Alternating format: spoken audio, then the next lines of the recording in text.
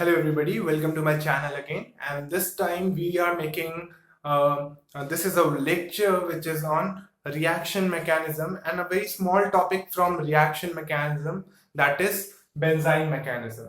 Okay, that is benzyne mechanism. So quickly, before going to the mechanism, we have a quick recap. Actually, not recap. We'll have a quick introduction to what is benzyne. Okay, what is actually benzyne? Okay, so let's start. Just imagine all everybody knows what is benzene. Okay, so this is benzene. Okay, and one extra pi bond at any position. Okay, it can be here, it can be here, it can be here. Okay, and one extra pi bond present on benzene is known as benzyne. Okay, this is very लेम, बहुत आसान तरीके से बता दिया कि extra pi bond अगर benzene पे present है किसी भी पोजीशन पे, ठीक है, किसी भी ऐसे पोजीशन पे जहाँ पे पहले से एक पाई बॉन्ड प्रेजेंट है और दूसरा पाई बॉन्ड आ जाए तो उसको बेंजाइन कह देंगे. लेकिन एक्चुअल में बेंजाइन होता क्या है, क्या ऑर्बिटल्स इन्वॉल्व होते हैं और कैसे ये एक्स्ट्रा बॉन्ड बनता है, ठीक है, तो उसको तुरंत देखते हैं कि इसका देखिए इसका इक्विवेलेंट बना देता हूं और बता देता हूं कि क्या है बेंजाइन. तो बेसिकली बेंजाइन फिर से वही स्ट्रक्चर बनाते हैं और इस बार ये जो एक्स्ट्रा पाई बॉन्ड है ना, इसको रिप्रेजेंट करते हैं कि आखिर ये पाई बॉन्ड बनता कैसे है. तो ये जो ऑर्बिटल्स हैं ये sp2 हाइब्रिडाइज ऑर्बिटल होगा, ठीक है, ये ऑर्बिटल है sp2 हाइब्रिडाइज ऑर्बिटल होगा, बिल्कुल होगा, sp2 हाइब्रिडाइज ऑर्बिटल होगा. तो ये sp2 है और ये sp2 है, तो ये दोनों sp2 हाइब्रिडाइज ऑर्बिटल हुए, ठीक है. और अब इन दोनों के बीच इंटरैक्शन होगा, ऑब्वियसली इंटरैक्शन होगा, तो यही एक बॉन्ड बनता है, ठीक है, यही एक बॉन्ड बनता है. और यही जो बॉन्ड बनता है इसको एबनॉर्मल पाई बॉन्ड कहते हैं. इसी बॉन्ड को एबनॉर्मल पाई बॉन्ड कहते हैं, ठीक है. तो यही एक्स्ट्रा एबनॉर्मल पाई बॉन्ड जो बेंजीन के किसी जहां पे पहले से ही एक पाई बॉन्ड प्रेजेंट है वहां पे एक और एबनॉर्मल पाई बॉन्ड निकल आए या बन जाए, उसी को बेंजाइन कहते हैं. sp2 हाइब्रिडाइज ऑर्बिटल्स इन्वॉल्व होते हैं इस बॉन्ड बनाने में और यही बेंजाइन होता है. अब इसका नाम जान लेते हैं कि बेंजाइन को, और नोमेनक्लेचर में देख लेते हैं क्या लिखते हैं. 1,2 di dehydro benzene, 1,2 di dehydro benzene, इसी को बेंजाइन कहते हैं. और ये C6H4 होता है, ठीक है, 6 कार्बन होते हैं और 4 हाइड्रोजन होते हैं, क्योंकि नॉर्मली तो बेंजीन में बेंजीन को C6H6 कहते हैं, लेकिन यहाँ पे यहाँ के 2 हाइड्रोजन रिमूव हुए हैं, इसीलिए यहाँ पे डिहाइड्रो टर्म लगा है, इसीलिए डिहाइड्रो कहते हैं, क्योंकि यहाँ के 2 हाइड्रोजन निकल चुके हैं और वहां पे एक पाई बॉन्ड आ चुका है, और इसी 2 हाइड्रोजन के निकलने की वजह से यहाँ पे H6 की जगह H4 हो जाता है. तो यही बेंजाइन है. एक्चुअली ये C6H4 के डेरिवेटिव्स जो होते हैं वो बेंजाइन मैकेनिज्म शो करते हैं, ठीक है, डेरिवेटिव्स हो सकते हैं, लेकिन सबसे सिंपलेस्ट जो C6H4 एग्जिस्ट करता है वो C6H4 ही है बेंजाइन के फॉर्म में, ठीक है. तो ये सबसे सिंपलेस्ट है. तो इस पूरे ग्रुप को क्या कहते हैं, एराइन, एराइन. और जो सिंपलेस्ट एराइन होता है वो बेंजाइन हो जाता है, ठीक है, जो सिंपलेस्ट एराइन होता है वो बेंजाइन हो जाता है. तो बेंजाइन देख लिया, उसका नाम देख लिया, C6H4 होता है सबसे सिंपलेस्ट, उसी को बेंजाइन कहते हैं, ठीक है. और ये एक्स्ट्रा पाई बॉन्ड जो एबनॉर्मल पाई बॉन्ड बनता है, इसी वजह से ये बेंजाइन मैकेनिज्म बहुत स्पेशल बन जाती है.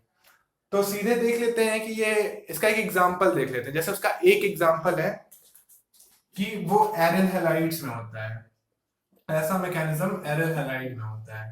तो एरिल हैलाइड कैसा दिखता है, एरिल हैलाइड बेंजीन के ऊपर एक हैलोजन, ठीक है, ये हैलोजन कुछ भी हो सकता है, क्लोरीन, ब्रोमीन, ठीक है. और ये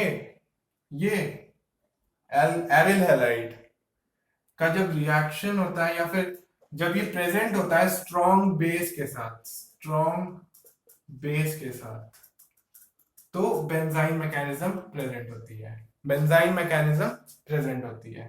ठीक है, इसका एक छोटा सा एग्जांपल देख लेते हैं, इसका छोटा सा एग्जांपल देख लेते हैं, फिर तुरंत मैकेनिज्म पे जंप कर जाएंगे। इसका एक एग्जांपल है जैसे कि क्लोरोबेंजीन, क्लोरोबेंजीन ये एरिल हैलाइड हुआ, एरिल हैलाइड ले लिया यहाँ पे क्लोरोबेंजीन। अब इसका रिएक्शन कर देते हैं स्ट्रॉन्ग बेस के साथ, यानी NaNH2। NaNH2 को क्या बोलते हैं? सोडामाइड, सोडामाइड, सोडामाइड हो गया, NaNH2 के साथ रिएक्ट, ये स्ट्रॉन्ग बेस है, ये एरिल हैलाइड है। अब यहाँ पे जो है एक बेंजाइन बन जाएगा, ये बेंजाइन बन गया। ठीक है, ऐसा ही बेंजाइन ऐसा, और फिर अमोनिया बनेगा और Cl-। अब ये कैसे हो रहा है ये देख लेते हैं। ठीक है, ये Cl है, Cl के नीचे जहां पे भी Cl अटैच है वो अल्फा पोजीशन होगा, अल्फा पोजीशन को स्टार मार्क कर लिया। ठीक है, और वही अल्फा पोजीशन हमने यहाँ पे शो कर दिया कि इसका मतलब कि इस पोजीशन पे, यानी इस पोजीशन पे, स्टार वाली पोजीशन पे क्लोरीन अटैच था।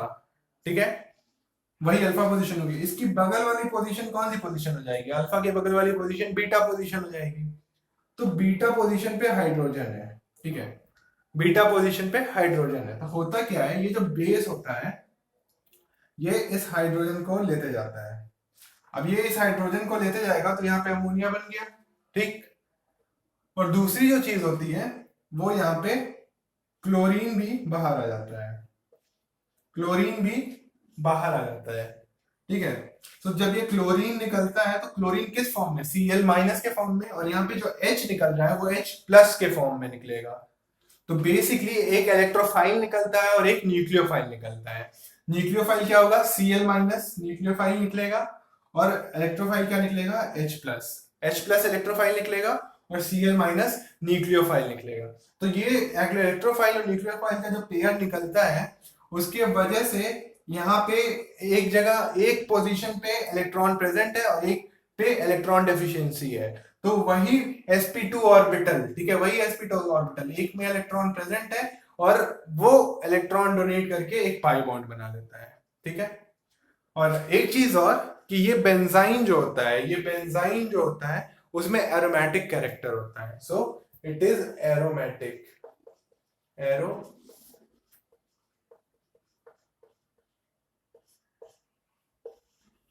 तो ये बेंजाइन जो है वो एरोमेटिक भी है। ठीक है, और फिर ये बेसिक सा एक रिएक्शन हो गया कि एरिल हैलाइड स्ट्रॉन्ग बेस के साथ रिएक्ट करेगा तो बेंजाइन मैकेनिज्म प्रेजेंट होगी। यहाँ पे एरिल हैलाइड है, Cl- के फॉर्म में बाहर आया, H बेस ने H+ को ले लिया। ठीक है, तो बेसिकली एक न्यूक्लियोफाइल और इलेक्ट्रोफाइल बाहर आया और यहाँ पे बेंजाइन बन गया, यहाँ पे बेंजाइन बन गया। ठीक है, ये बेंजाइन बन गया। अब सीधे मैकेनिज्म पे आ जाते हैं, एक और टाइप की रिएक्शन लेते हैं जो कि बहुत ही फेमस रिएक्शन है, डाउस प्रोसेस कहते हैं उसको। ठीक है, तो वो रिएक्शन आप ये देख लो एक बार फिर से कि बेंजाइन क्या है। ये बेसिक इंट्रोडक्टरी पार्ट है बेंजाइन का, और उसके बाद हम देखेंगे बेंजाइन मैकेनिज्म।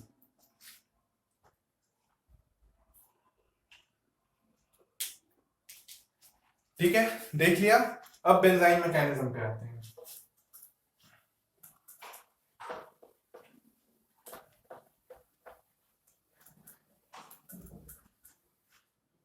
अब डाउस प्रोसेस ले लेते हैं कि डाउस प्रोसेस क्या होता है। तो डाउस प्रोसेस जो है, डाउस प्रोसेस में क्या होता है, क्लोरोबेंजीन का रिएक्शन, कॉन्सेंट्रेटेड क्लोरोबेंजीन को सीधे लिख देते हैं, कॉन्सेंट्रेटेड KOH के साथ हो जाता है। ठीक है, 300 डिग्री सेल्सियस पे, और प्रेशर हाई रहता है, और हाई प्रेशर पे। ठीक है, 300 डिग्री सेल्सियस और हाई प्रेशर पे ये रिएक्शन होती है कॉन्सेंट्रेटेड KOH के साथ। ठीक है, और बनता क्या है यहाँ पे? फिनॉल। यहाँ पे जो प्रोडक्ट बनता है वो है फिनॉल। ठीक है, तो ये जो प्रोसेस हो रही है ना, ये जिस मैकेनिज्म के थ्रू हो रही है वो बेंजाइन मैकेनिज्म है। तो बेंजाइन के बारे में हमने जान लिया, और अब हम देखेंगे कि बेंजाइन मैकेनिज्म इस रिएक्शन में कैसे होती है। ठीक है, तो पहले मैकेनिज्म देख लेते, तुरंत मैकेनिज्म देख लेते हैं। अब अगली चीज मैकेनिज्म, और ये है क्लोरोबेंजीन। ठीक, क्लोरोबेंजीन हुई, और यहाँ पे बेस प्रेजेंट है। बेस स्ट्रॉन्ग होना चाहिए, बेस प्रेजेंट है। ठीक है, ये अल्फा पोजीशन है, अल्फा पोजीशन को स्टार मार्क कर देते हैं क्योंकि बहुत इंपॉर्टेंट होता है अल्फा पोजीशन। बीटा पोजीशन पे एक हाइड्रोजन होगा, बीटा पोजीशन पे एक हाइड्रोजन। देखो बीटा पोजीशन पे हाइड्रोजन होना बहुत इंपॉर्टेंट है, वरना ये रिएक्शन, ये मैकेनिज्म नहीं होगी। अल्फा पोजीशन ठीक है, अल्फा पोजीशन के बगल में बीटा पोजीशन होगी, उस पे हाइड्रोजन होना बहुत इंपॉर्टेंट है। सो एक मतलब मैंडेटरी चीज है कि presence of hydrogen on beta position benzene mechanism के लिए। सो अब क्या होगा, ये यही सारी चीजें हैं। ये बेस जो रहेगा, इस जैसे पिछले एक इक्वेशन दिया, अरे एक रिएक्शन लिखा था ना, जहां पे क्लोरीन सोडामाइड से रिएक्ट कर रहा है, तो वहां पे सोडामाइड H को लेते गई थी H प्लस को, वही चीज यहाँ पे भी होगा कि यहाँ पे ये बेस H प्लस को लेते जाएगा और क्लोरीन बाहर निकल जाएगा। ठीक है, और फिर यहाँ पे एक इंटरमीडिएट बनेगा जिसको हम बोलते हैं बेंजाइन। अब उसी तरीके से शो कर देते हैं जो इंटरमीडिएट है। ये इंटरमीडिएट बना। ठीक है, एक्चुअली इस पोजीशन से इसको ऐसे लिख देते हैं, इसको जो है ऐसे लिख देते हैं। ठीक है, क्योंकि जो पाई बॉन्ड आना चाहिए वो ऑलरेडी ऐसे पोजीशन पे आना चाहिए यहाँ पे एक पाई बॉन्ड प्रेजेंट हो। सो अब ये चीज, ठीक है, इसको और आसानी से समझने के लिए एकदम वैसे ही बना देते हैं। ठीक है, जैसा ये है,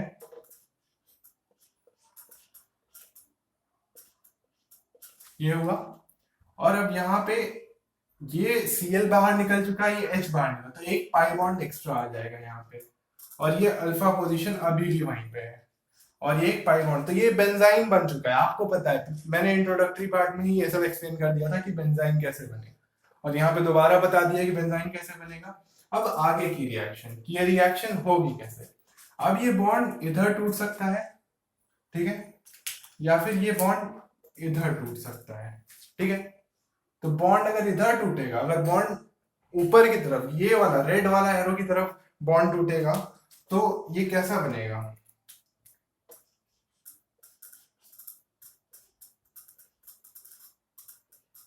ये कुछ ऐसा हो जाएगा।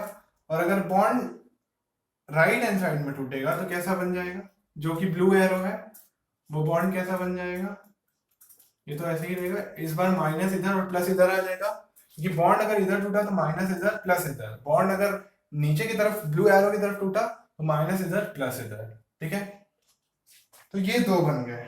ठीक है, अब कुछ नहीं है, अब ये OH माइनस जो कि अभी भी प्रेजेंट है, ठीक है, वो जाके जुड़ जाएगा पॉजिटिव की तरफ। ठीक है, तो पहले काम करते हैं, ये स्टार मार्क कर लेते हैं, ये अल्फा पोजीशन है वो हमेशा स्टार मार्क कर लेते हैं। ठीक है, तो अब यही इस अल्फा पोजीशन का एग्जिस्टेंस यहीं पे आता है कि अगर ये प्रोडक्ट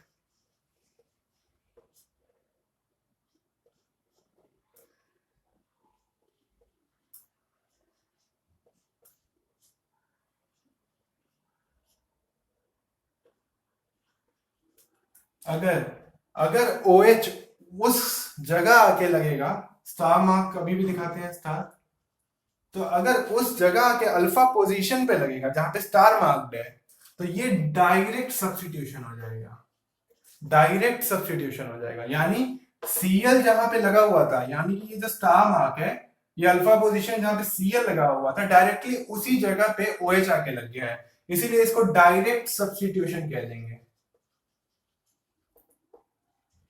इसको डायरेक्ट सब्स्टिट्यूशन कह देंगे।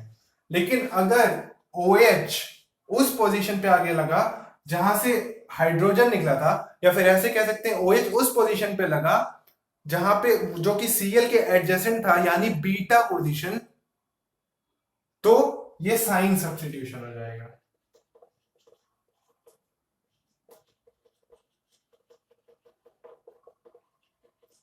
तो ये साइन सब्स्टिट्यूशन हो जाएगा।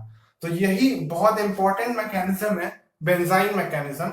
और ये डाउस प्रोसेस में ये बेंजाइन मैकेनिज्म एरिल हैलाइड यानी क्लोरोबेंजीन जब रिएक्ट करता है कॉन्सेंट्रेटेड KOH के साथ, तो जब फिनॉल बनता है वो डायरेक्टली सब्स्टिट्यूटेड फिनॉल बन सकता है या साइन सब्स्टिट्यूटेड फिनॉल बन सकता है।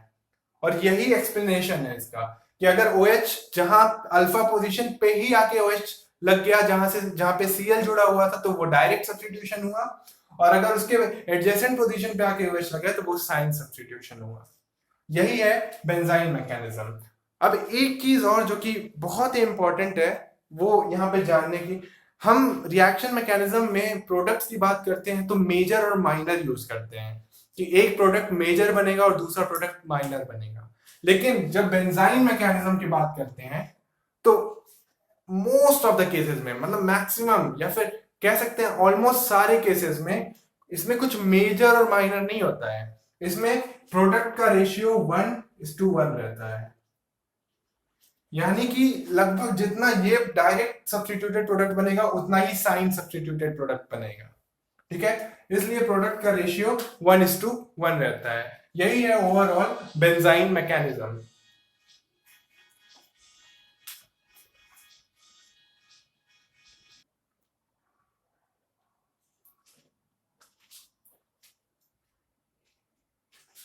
ओके, सो यही था बेंजाइन मैकेनिज्म। छोटा सा टॉपिक था बट थोड़ा सा ट्रिकी था और थोड़ा नया था, जो होते आता है रिएक्शन मैकेनिज्म में उससे थोड़ा अलग था, इसलिए ये टॉपिक को हमने कवर किया। और अब आप आगे और भी वीडियोस आएंगी जो कि केमिस्ट्री से रिलेटेड होंगी, ऑर्गेनिक केमिस्ट्री से रिलेटेड होंगी। ऐसे ही छोटे छोटे टॉपिक्स जो कि बहुत ही प्रॉब्लमैटिक होते हैं लेकिन काफी सिंपल होते हैं एक बार समझने के बाद। सो ऐसे कई सारी वीडियोस अपलोड होंगी। सो लगातार आप काम करते रहिए इन सारी चीजों पे। ओके, और आपको अगर वीडियो अच्छा लगा तो आप चैनल को सब्सक्राइब कीजिए, बेल आइकन दबा लीजिए ताकि आपको नोटिफिकेशन आ जाए जब भी अगला वीडियो अपलोड हो। Okay, and thank you for watching this video. Thank you.